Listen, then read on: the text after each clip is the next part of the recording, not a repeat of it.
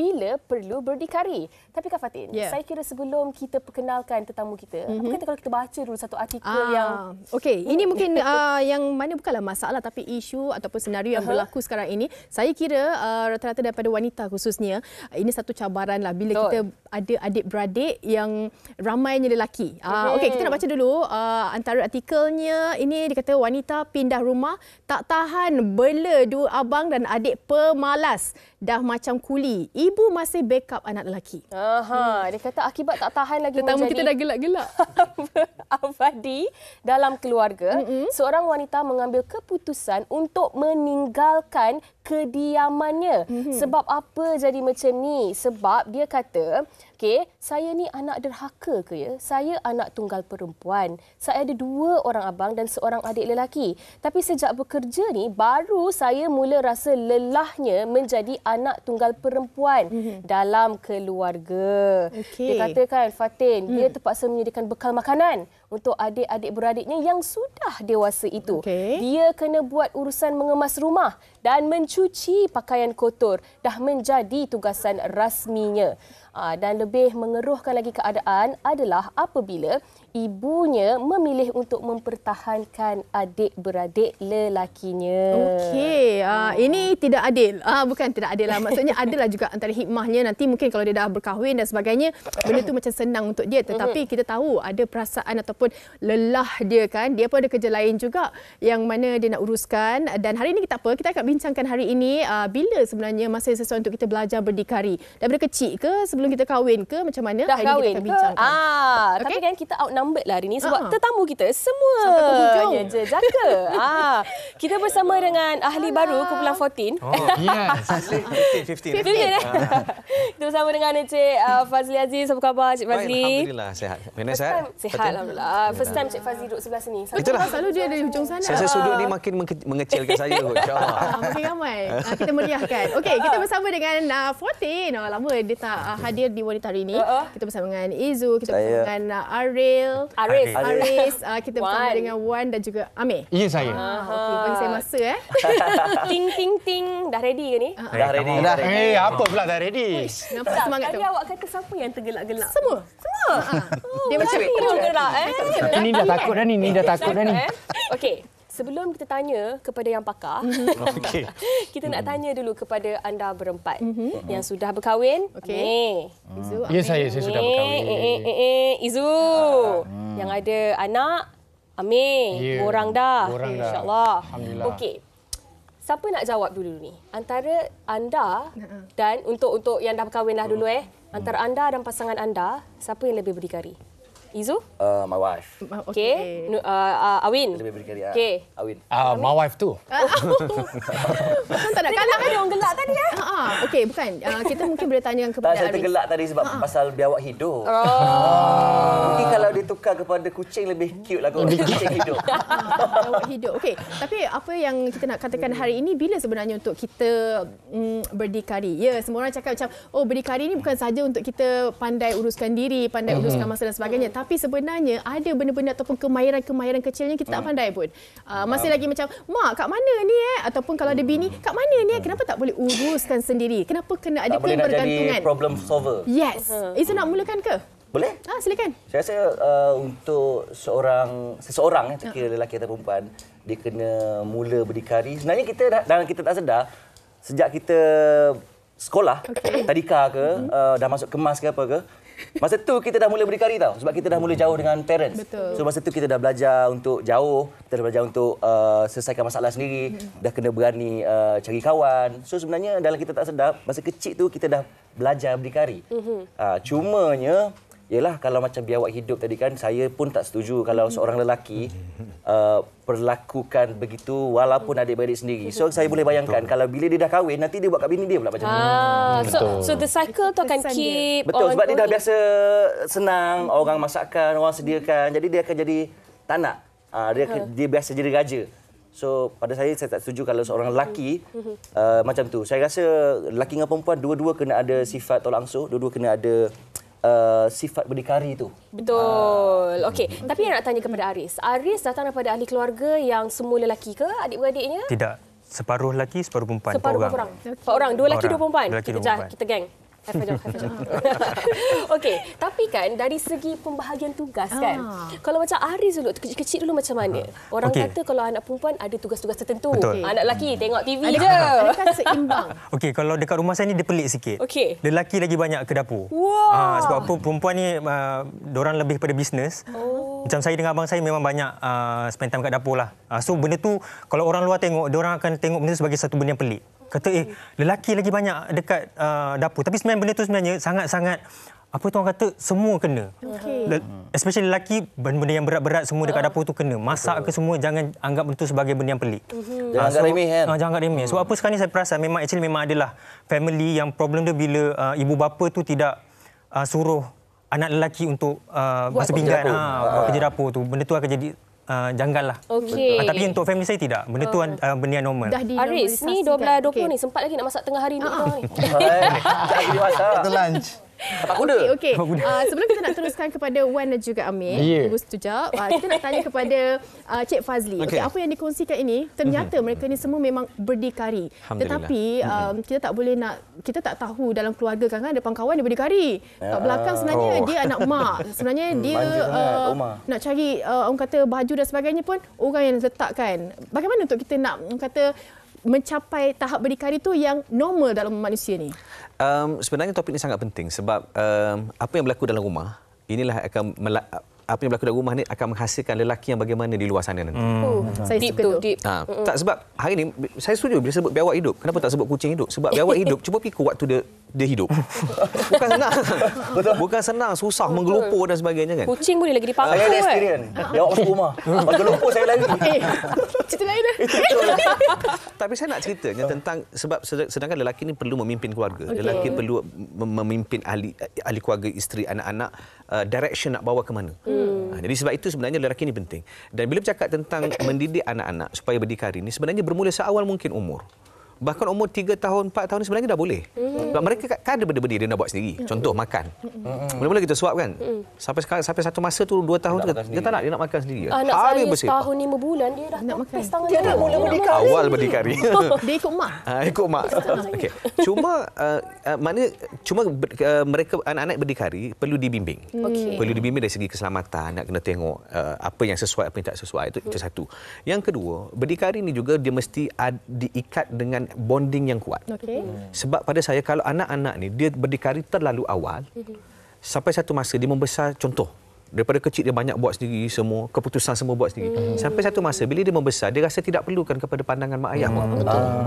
Sebab apa? Sebab dia terlalu bebas. Dia dah daripada awal sendiri. Sebab tu pada saya keseimbangan antara berdikari dengan juga bonding ni penting. Hubungan tu. Sebab tu kalau kita tengok dalam Islam pun contoh membesarkan anak-anak.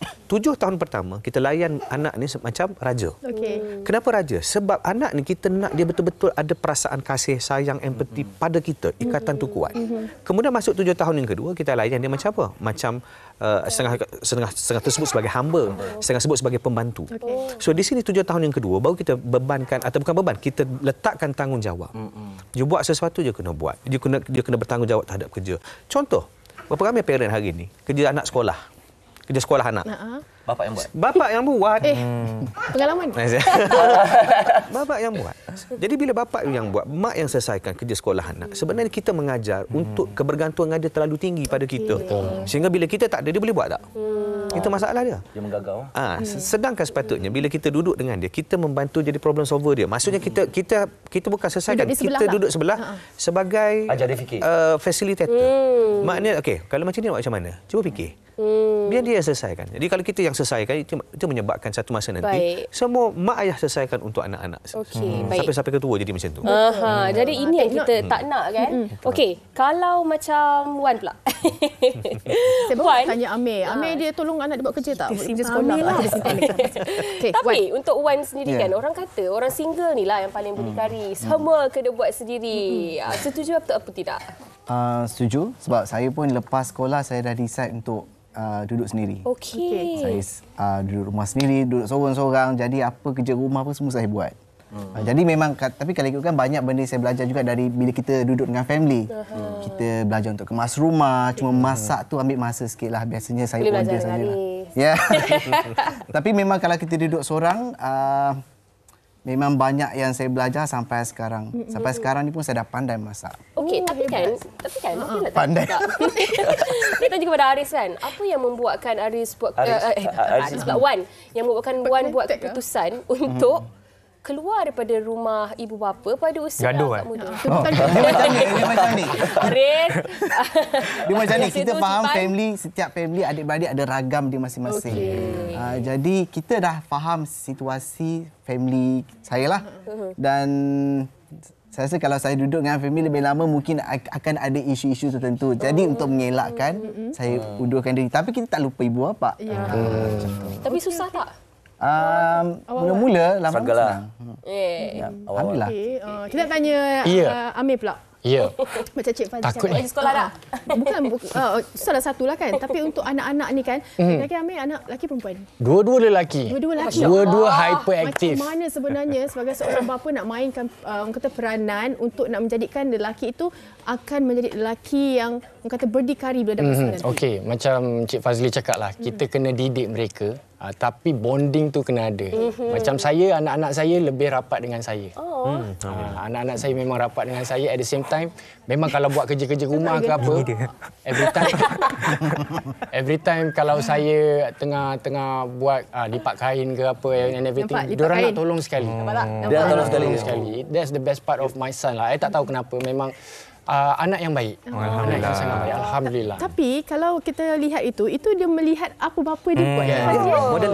Modeling. Sebab dalam rumah tangga, anak-anak ni dia bukan tengok apa yang kita sebut. Sebab comprehension dia pun terbatas. Tetapi dia tengok apa yang kita buat. Lebih besar, lebih kesan kan. Contoh kita kata jangan makan coklat, kita duduk makan coklat depan. So dia modelkan apa yang dia nampak. Sebab tu penting untuk saya bagi contoh. Pada umur 3-4 tahun sebenarnya jangan pandang enteng tau, jangan pandang rendah kepada empati dia. Contoh, saya pernah anak saya sendiri. Saya pernah tunjuk, sebab saya sendiri pun pernah terlibat NGO pergi ke Syria apa semua kan, tunjuk video orang budak yang kutip makanan atas tanah kan. Saya tunjuk dekat anak. Masa tu umur 3-4 tahun. Sebab selama ni makan tak habis. Tunjuk yang tu makan habis. Betul. Makan habis. Maknanya dia ada empati terhadap apa yang dia tengok. Jadi sebab itu pada saya pentinglah untuk kita pada saat ini di samping kita mengajar berdikari, pada masa yang sama kita juga kena ajar tentang empati, bagaimana memahami keadaan seseorang, ialah hubungan tu supaya hubungan tu rapat. Okey, baik, kita dah dengar banyak daripada tetamu kita. Dan Fatin, kita nak tanya juga pendapat orang ramai tentang topik kita pada hari ini, bila mereka mula berdikari. Okey, jom kita dengarkan. Kita want to be berdikari sebenarnya. Want to be independent. Since saya sekarang ni, saya datang sini seorang and then my family said macam you can do it. Actually setiap langkah kita kena sentiasa berdikari. Sebab we are strong. Woman is very strong actually. Sebab kita tak boleh nak dependent pada orang saja kan. So, kita ada kita punya inner strong lah.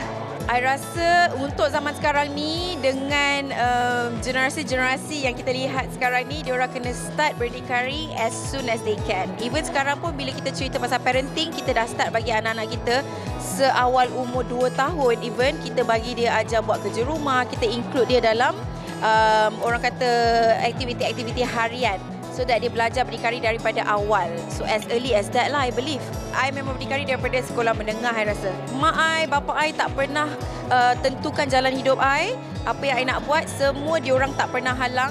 Ada satu nasihat yang I pegang, apa pun I buat dalam hidup I, dia kata pandai buat, pandai tanggung. Sebab supaya kita dapat capai apa yang kita nak tanpa perlu bergantung dengan orang lain. And also because kalau kita tak berdikari, dan siapa yang akan berdiri untuk kita? Sebab berdikari tu berdiri atas kaki sendiri. Kalau kita tak berdiri untuk diri kita, siapa yang nak? I wouldn't say saya 100% independent, tapi in terms of bayar saya punya yuran pengajian, semua saya punya keperluan tu kuliah tu, saya memang sendiri. So I can say that I am independent. Itu dia tadi pendapat orang ramai tentang topik kita pada hari ini. Kenapa semua perempuan? Tapi ada satu dia punya template mak-mak pandai buat, pandai tanggung. Itu pun mak saya pernah cakap dengan saya. Betul. Maksudnya kalau dah buat apa-apa, tanggunglah sendiri kalau ada risikonya. Okey, ini ada Izu juga, tapi Izwana Darius di Facebook. Terkejut saya. Terkejut kan? Okey, katanya sepatutnya memang sejak kecil kena ajar berdikari atas pantauan parents lah, biar dia tak rasa seolah-olah parents lepas tangan. Maybe sebagai anak dia rasa susah bila awal-awal kena paksa berdikari, tapi once dia tiba-tiba terpaksa jauh dari family ke, dah kahwin ke nanti, dia akan kenang balik dan berterima kasih dengan parents sebab didik dia untuk berdikari. Awak dah sambung ke? Saya dan suami memang selalu bincang-bincang bab anak-anak nanti lelaki ke perempuan ke, semua kena buat benda sama. Lagi-lagi anak lelaki lah. Kan tak boleh bagi dia membesar dengan kefahaman bahawa kerja-kerja rumah tu kerja orang perempuan. No. Tak adalah kau lelaki, kau ada excuse. Nanti dah kahwin yang nak menghadapnya anak perempuan orang tu nanti. Izwana Darius memang terbaik komen awak. Dah lalang tu Izu kan itulah saya nak tanya Izu yang ni pula. Okey, kita semua tahu Izu dan Awin, you guys memang kahwin pun dah lama. Kemudian pergi ke mana-mana berdua. Awin juga isteri, juga manager, juga PA. Kalau tak tahu driver pun dia. Saya tak boleh berdikari. Ini yang kita nak tanya juga kan. Pernah ataupun tidak berlaku situasi di mana Izu jauh daripada Awin, dah semua kena buat sendiri? Ada beberapa ketika lah, tak banyak. Kebergantungan tu macam mana? Saya memang akui, memang saya tak boleh berjauhan dengan wife saya. Dia tak boleh tahu. Jadi tak boleh nak fikir. Siapa yang tak boleh, Awin ke? Saya tak boleh. Saya jadi fikir macam apa dia tengah buat sekarang. Dia dah makan ke belum. Pernah kena ada tugasan dekat overseas. Ada dua kali. Itu and then at the same time satu lagi dekat Malaysia je tapi dia demam dekat rumah. Saya kena pergi set sendiri. So okey je, semuanya okey je. Semuanya semua boleh, okey je. Cuma saya dekat set saya tak boleh nak fokus sangat dengan kerja. Saya jadi fikir macam dah makan belum? Apa dia buat ni? Dia pergi mana? Kan? So kalau orang nampak kenapa Awin selalu dengan saya tu bukan sebab dia nak mengending dengan saya. Saya tak boleh kalau dia tak ada. Alah. Saya ada satu. Saya tak boleh berdikari. Tapi macam mana untuk kita? Tapi saya faham tahu sebab saya ada anak. Saya buat semua untuk dia. Saya ingat saya memudahkan dia tapi sebenarnya saya manjakan dia. So nanti bila dah besar nanti pengurusan kan. So sama juga macam Izzul kan. Tapi macam mana untuk kita nak bezakan manja dan juga berdikari? Mungkin ada orang yang salah faham benda ni. Siapa nak jawab Siapa lagi yang manja kat Siapa yang manja? Ni manja. Okey, antara anda berempat siapa paling manja? Ni paling manja. Ni. Okey, kita biarlah yang paling manja jawab. Macam saya itulah, bila dengan 40 ni saya memang automatik jadi manja. Macam kau manja macam mana tu? Saya manja. Ini memang sebulat suara ya. Amir yang paling manja. Sebab saya yang paling baby. Paling muda. So that's why banyak perkara jugalah. Ada antaranya pilihan-pilihan hidup, apa benda saya nak buat, diorang lah akan guide saya. Kena tapis dulu lah ni. Kena tapis dulu. Banyak layer ni. Okey. Tapi macam mana selalu Amir macam rasa macam ini kita perlu berdikari. Ini sebab kita manja. Macam mana kita nak orang kata membezakan? When it comes to serious thing lah, I guess. Benda-benda yang lebih serius saya rasa benda simple macam tu kita kena buat pilihan dengan lebih tepat lah. Common sense. Common sense. Cuba Amir bunyikan manja tu sikit. Ada bunyi tau. Dia tak boleh dekat sini. Come on. Dia tak boleh kat sini. Kau jangan malukan aku kat sini kan. Macam merisaukan kan? Okey. Tapi kejap, saya ni nak tanya kepada Wan. Ni duduk gelak kat Amir ni kan. Okey, Wan. Sekarang ni single and available? Yes. Ready to mingle? Ready to mingle? Sebab sekarang ni saya banyak fokus pada bisnes. Okey, baik. Kan? Okey, kalau kita melihat karakter anda berempat kan, macam Wan ni dia macam Abang Soda. Dia macam tu. Abang Soda. Tapi kan, nampaklah yang Wan juga berdikari. Apatah lagi kita dah dengar tadi cerita Wan yang keluar daripada rumah, keluarga awal dan sebagainya kan. Adakah dalam memilih pasangan hidup, Wan nak yang manja-manja kucing ataupun yang sama berdikari macam dia kalau pasangan hidup ni dia kena sama dengan kita. Maksudnya dari segi pembersih, dari segi suka bersenam. Bersenam penting. Boleh bawa pergi sekarang sama kan? Maksud kita lihat tu of course kita adalah yang kita nak lah. Tapi nak sebut banyak pula. Tapi nak cari yang berdikari juga. In a sense macam mana tu? Kalau macam Wan tak ada, kalau dah jodoh yang dapat berdikari, kita tak tolak lah Okay. Kalau tak boleh berdikari, Wan boleh berdikarikan dia. Boleh ajar dia. Tak semua orang dia perlukan guide. Betul. Kadang-kadang dia tak tahu, macam kadang-kadang dekat mana kita perlu manja dengan dekat mana kita perlu berdikari. Kan? Tengok situasi dia lah macam mana. Saya setuju. Okey, Aris. Aris keluar rumah masa awal-awal dulu umur berapa? 18 tahun. Okey, masa No, sebenarnya 17 tahun. Awal juga. 17 tahun. Sebab waktu tu habis SPM terus.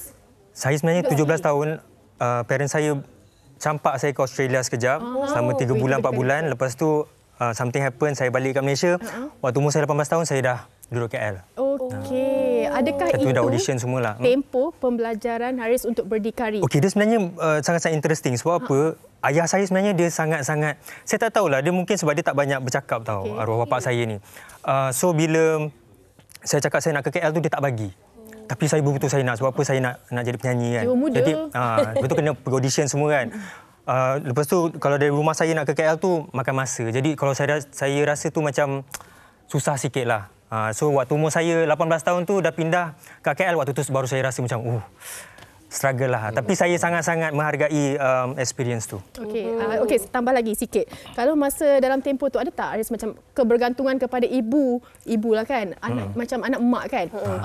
Setiap keputusan, setiap apa yang Aris buat semua kena refer ibu. Kena call ke apa kan? Mak saya ni dia jenis best. Sebab apa? Mak saya ni dia cakap apa tahu? Kamu nak buat apa buat. Okey. Tapi janji jangan sakiti diri sendiri, jangan sakiti orang lain. Enjoy your life. Mak saya macam tu. Anti best anti. Itulah, mak saya memang best. So mak saya tak pernah nak hard-hard. Kalau hard-hard ni arwah bapa saya. So maksudnya kat sini peranan anak-anak lah untuk orang kata mak aku dah okey ni, so jangan kita spoilkan kepercayaan. So balance lah in a way. Arwah bapa saya jenis yang hold me back. Mak saya cakap do your best. Alah, Fatin seronoklah sembang dengan Fatin, dengan Izu, dengan Cik Fazli. Tapi Cik Fazli dia banyak mendengar hari ni. Saya memang kaunselor batak dia memang dengar. Okey, baik Cik Fazli, kita dah sampai ke hujung perbincangan kita pada hari ini. Tapi mungkinlah kan di hujung ini Cik Fazli boleh kongsikan juga sebenarnya untuk melahirkan seorang individu yang berdikari, yang bertanggungjawab dan ada banyak-banyak sifat yang baik ini sebenarnya bermula dari rumah.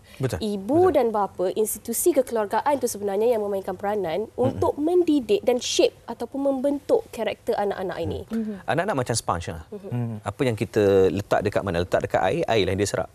Kan? Jadi sebab itu dalam hadis pun cerita tentang anak ni ibarat kain putih. So mak ayah lah yang akan mencorakkan dia. Jadi budaya dalam rumah tangga, budaya kita suami isteri, cara kita ni ramai orang ingat bila sebut pasal anak-anak ni hanya komunikasi antara mak dengan anak saja, tak. Saya kata komunikasi suami isteri pun mempengaruhi anak-anak. Macam mana seorang suami layan isteri, kan? Maknanya seorang lelaki melayan wanita, anak akan belajar, oh macam ni layan mak, macam ni layan seorang wanita. So sama juga. So sebab itu dalam rumah dalam keluarga ni penting untuk kita memperbaiki pertama peraturan dalam keluarga. Apa peraturan dia? Anak-anak ni maksudnya nak ajar berdikari pun kena ada peraturan. Bukan tak ada peraturan. Bukan terlalu bebas. Tak. Ada peraturan. Yang kedua, apa rutin dia? Anak-anak dia kena ada rutin dia. Maknanya nak berdikari pun ada rutin-rutin tertentu. Anak juga mesti diajar problem solving. Macam saya sebut tadi, kadang-kadang kita terlalu memanjakan anak bila kita selesaikan semua. Akhirnya dia tidak menggunakan akal fikiran dia untuk menyelesaikan apa yang sepatutnya diselesaikan. So akhirnya kebergantungan terlalu tinggi kepada mak ayah, kepada pihak lain kan. Kalau kebergantungan tinggi itu dari segi emosi tak ada masalah. Tapi hasta nak selesai masalah kecil-kecil pun nak kena bergantung susahlah kan. Kan. Dan nak mengurus diri pun masih bergantung pada orang, maka itu pada saya problem lah. Sangat bermasalah lah. Dan yang keempat adalah hubungan lah. Walaupun kita berdikari, pastikan hubungan kita masih lagi kuat dan terjaga. Sebab saya bimbang bila kita terlalu berdikari tanpa hubungan akan menyebabkan kita langsung tidak memerlukan mak ayah. Sama juga dalam rumah tangga. Kalau dua-dua masih terlalu berdikari, kita tidak rasa kita perlu kepada pasangan. So bila kita rasa tak perlu kepada pasangan, kita tidak akan menghargai perhubungan. Risaulah, gatal terus lengan. Maknanya apa yang saya buat dengan wife saya betul lah. Betul. Bahkan saya selalu.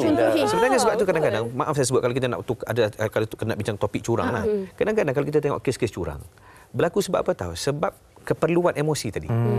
Suami nak manja, isteri adalah orang rasional. Contoh. Jangan ingat lelaki ni semua tak manja. Muka je memang ganas. Nampak macam ni. Ambil yang aspek ambil dimanja sebenarnya. Lepas orang perempuan kena ingat juga, jangan ingat orang perempuan semua manja, tak. Harimau terus. Itu topik lain macam. So saya kata sebab tu kadang-kadang dalam rumah tangga pun memang kena kenal pasangan. Betul. Mana kena kenal pasangan sebab ada saya tengok rumah tangga yang lelakinya feminin, isterinya maskulin. Maskulin dari sudut apa? Dari sudut emosi, tak bergantung pada suami, tak bermanja dengan suami. But it works. Tapi saling melengkapi. Kalau dia berjalan tanpa sebarang masalah, silakan. Tapi kalau itu telah menjejaskan rumah tangga, maka perlu pemahaman yang lebih jelas. Perlu manja sikitlah. Baik. Okey, seronok kita dengar macam tu kan. Okey, kita ambil Cik Fazli kongsikan tu, kita ambil juga macam Izu, macam Aris, Wan dan juga Amir kan banyak sebenarnya. Macam saya terpanggil untuk apa yang dikongsikan oleh Aris, mak dia. Mungkin kita berikan sedikit kebebasan tapi dalam masa sama kita pantau untuk kita berdikari kan. Macam saya pula pengalaman saya dulu sekolah asrama. Jadi bila dah habis UPSR tu, Zah terus masuk sekolah asrama 5 tahun, lepas tu terus sambung belajar, terus universiti. Jadi nak tak nak tu memang kena buat semua benda sendiri, basuh baju sendiri, apa benda semua sendiri. Dan rutin tu pun penting juga. Sebab kalau di sekolah asrama ni kita dah ada dah rutin dia. Jadual yang kena ikut. Jadilah seorang saya yang sekarang. Dapatlah kan. Okey, kejap sebelum kita akhiri, kita nak baca juga ini komen daripada Farida. Saya ada seorang lagi anak bongsu yang belum berumah tangga. Jika dia cuti SEM, dia akan masak-masak untuk saya. Macam Wan lah. Mamanya rehat je. Jika ada tetamu datang, saya tak payah buat air lagi. Dia yang akan buat. Mama boleh layan tetamu. Bab hidangkan makanan semua, dia buat walaupun nasi bongsu. Bujang pula tu, saya tegas dalam bab berdikari. Sebab saya pun dari umur 17 tahun dah berdikari merantau dan dari Kedah ke KL mencari pekerjaan demi sebuah kehidupan. Ini confirm kawan-kawan mak dia. Tak ada muka. Wan Faridah Muhammad Tahir nanti bolehlah DM Wan dan juga Aris. Bagus. Macam elok anak awak ni. Macam tu kan.